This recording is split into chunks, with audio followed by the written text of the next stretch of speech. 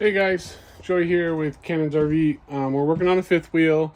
One thing I wanted to show you guys that you could do as owners to see if you have a direct short or an open neutral in your electrical system.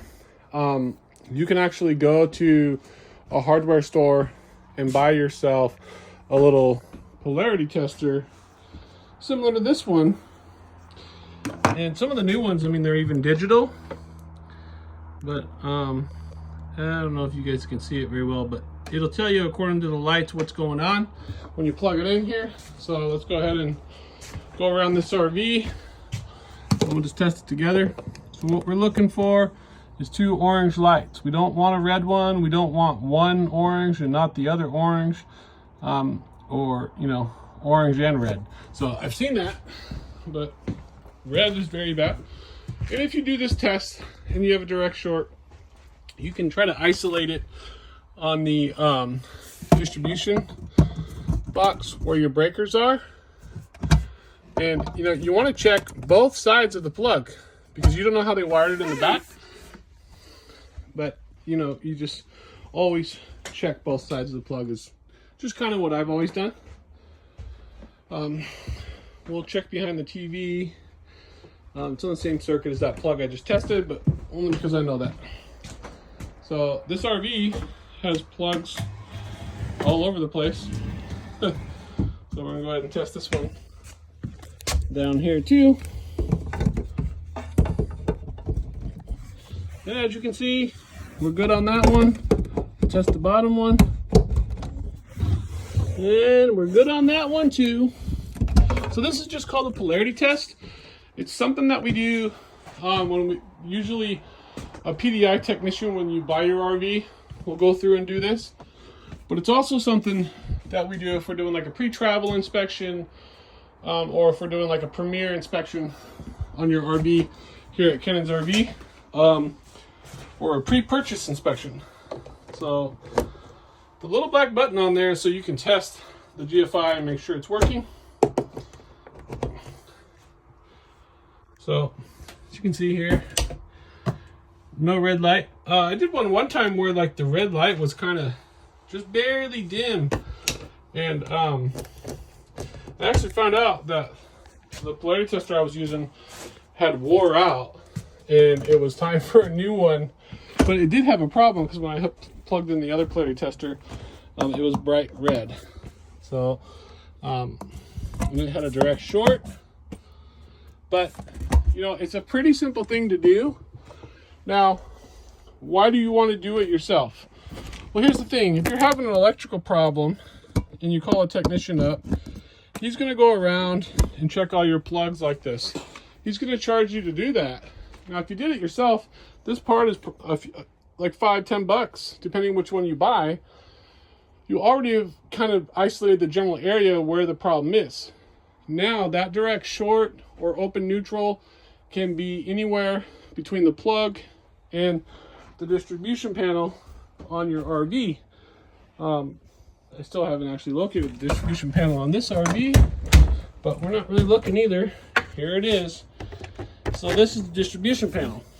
So and here are all your breakers, okay? 20 amps, 15 amps, and they're all labeled. Now, can we rely on the manufacturer to label them correctly?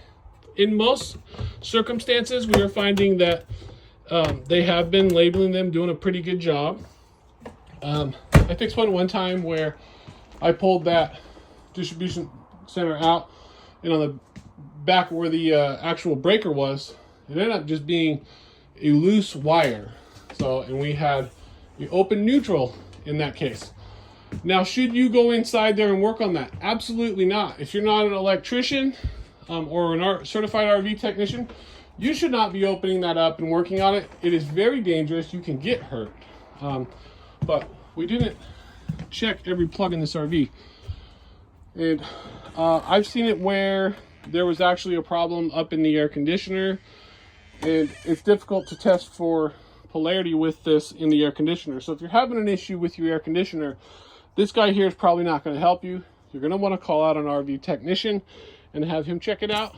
But the goal here is just to go through the RV yourself and see if you can isolate the problem. Now, I know that this RV does not have a problem so far, but since I'm doing an inspection on it, we're going to continue to check.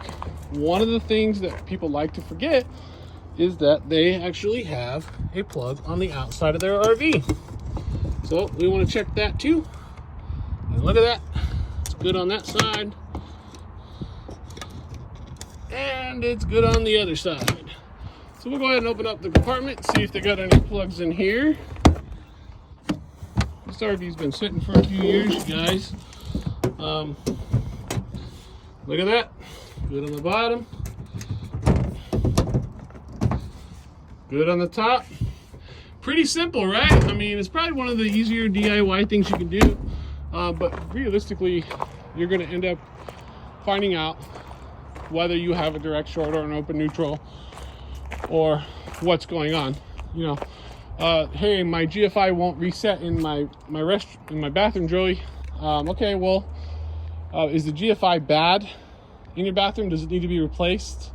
So it probably gets used more than most plugs in an RV when it comes to using a hairdryer and stuff. But like a lot of other plugs, people are just using for their phone charger and everything else. They leave them plugged in 24/7. But why do we have direct shorts on RVs? The reality of it is they use solid copper Romex wire, and going down the road vibrating like that gives it the opportunity to vibrate loose. So it'll either vibrate loose, or sometimes they'll have an RV worked on, and like I saw one where they actually installed an accessory on the side of the RV, and they put these screws in for the compartment of this accessory, which is a TV, okay? And those screws went in, and they actually hit the Romex that was run on the inside of the RV, inside the wall. And it took us a little bit of time to find it, but once we found it, we were able to locate it inside, and we did have to remove the wall in that case to actually fix it, to get it to work again. But you know, inside your refrigerator, you also have a plug on this one. It looks like it's pretty well buried up in there. So you would remove that, plug this in. There's not really a lot of room, so you might save that for the technician, but you'd only really need to check that area if your refrigerator wasn't working on AC anyways. I don't know if this water heater has 120 volts, but yes it does. It looks like he's got it off. We cannot plug this in right here at the water heater, guys. So it's another place where we cannot check with this easy little DIY checker. So this works for plugs, but it doesn't work for the other stuff that doesn't have a plug that you can plug into. And you'll want to hire an RV technician to look at those if you're having problems with that. This is actually a pretty nice RV. So it's actually being gone through by us. We're going to fix everything on it. I know the only thing I found so far is that the jacks are not working, and the control pad is actually just not recognizing that I'm pressing down on the buttons, and that's pretty common on this control pad. I'll actually show you guys really quick here what control pad I'm talking about. Lippert has since actually come out with a new control pad that works in its place, and I have not had any issues with it at all. So kudos to them on recognizing that the design could be updated or upgraded. Is exactly what they did. So this little control pad right here. So one of the things too, the customer complained, he said, hey, I gotta lean inside here to run my jack. Well, I took this off with a small flathead screwdriver. There's a little tiny pinhole in the top here, and showed him that he could actually run it all the way outside with the length of wire that he had. Now, I'm not recommending you guys do that, but you know, the more you know. So, but I hope this video serves a purpose for somebody out there that's maybe got an electrical problem, or maybe they're just kind of curious. I recommend checking the polarity on your plugs annually. So if you get yourself one of those little polarity testers from a hardware store, Home Depot or Lowe's, you can actually test it before every trip.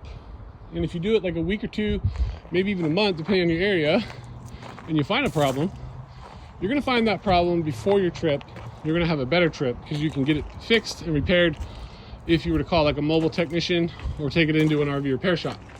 Now, most mobile technicians are gonna get it done faster. Depending on the RV repair shop, they're just very busy and they have a lot going on. So imagine owning an RV repair shop and you can only have 10 RVs on your lot, and all 10 of those RVs need parts. So they diagnose it in the shop, they put it back out on the lot, the part comes in, they install the part and send it on its way. Now some shops will send the RV back home and then you'll go back in when they have the part. Mobile, we will come out to your house or the storage or wherever your RV is that we have permission to work on it, and we will repair it on site. We'll identify what parts are needed. If we don't have those parts in stock, we will go ahead and then order those parts and reschedule with you to come out and put them on. Parts availability right now is pretty good. That could change, but we sometimes get parts same day, next day, up to 10 days, depending on what we're ordering. Awnings can be a little bit difficult sometimes because there's so many different variations. So I hope this video helps somebody out there, and if you haven't subscribed, please do so. Remember, you can too join and become a member. It's 99 cents a month. It helps me make more videos and buy better equipment for making videos. And the money, I'm trying to get enough members signed up to where I'm making enough to get a really cool shop. I want to buy or build a huge warehouse within the next few years here, and my dream would be 100 service bays. If I had enough people subscribing and paying just that 99 cents a month, you know, I could get something that's 5,000 a month, 10,000 a month, but that's not going to be very big. You know, 90,000 square feet shop could cost me 80 to 90 to 100K a month with expenses and everything. But if you guys want to participate in that and you enjoy my videos and maybe I helped you save money and it's worth $1 a month to you, literally 99 cents, which I get 70 cents of, that helps me a lot. You can sign up to my other ones. They're a little bit higher tiers, but it's not a requirement. You guys can enjoy my content for free as well. I don't charge for it.